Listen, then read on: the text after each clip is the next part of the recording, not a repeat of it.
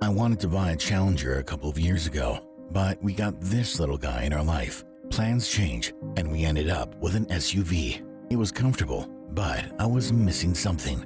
After my kid turned 3, we sold the SUV and got my dream car. It was definitely worth the wait. Here are my favorite features about this car.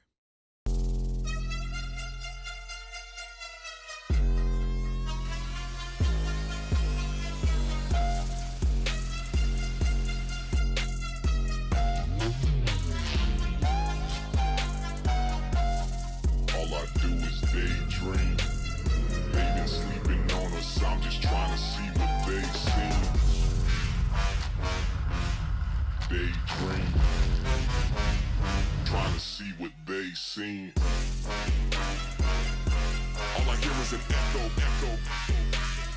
Trying to see what they seen. Keep me going, keep me going, keep me going. All I hear is an echo.